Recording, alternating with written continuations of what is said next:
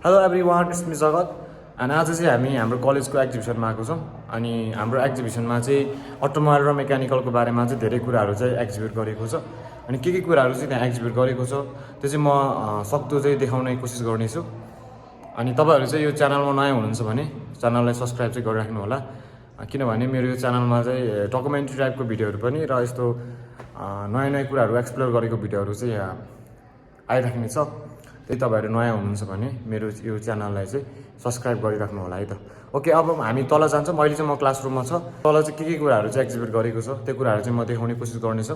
त्यो एक्जिबिट गरेको कम्पोनेन्टहरूले चाहिँ के काम गर्छ होइन, हाम्रो लाइफमा चाहिँ त्यसले कुन रोल चाहिँ प्ले गर्छ त्यो कुराहरू चाहिँ हामी गर्नेछौँ। ओके, अब सिधै तल गएर भेटौँला है त। Okay guys.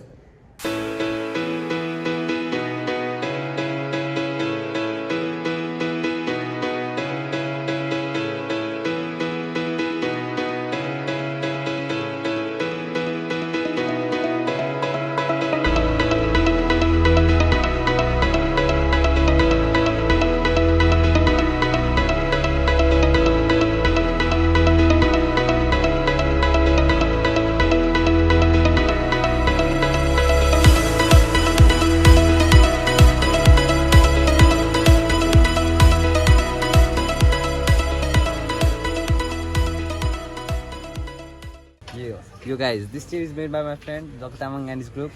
So this is a multifunctional chair. Its main function is that it turns into stairs. Wait, stairs. With you.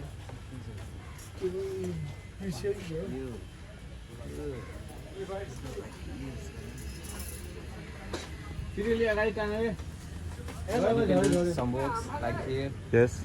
And when you are tired or something, you can just sit here. Prepare हुँदैछ। ऊ चाहिँ सिङ्क्रोमेस गियरबक्सको बारेमा चाहिँ हाम्रो यहाँ दाइले चाहिँ prepare गर्दैछ। चार्ट पेपर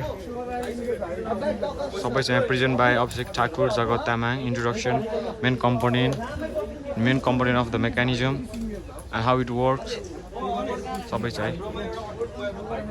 ओके, अब एकछिनमा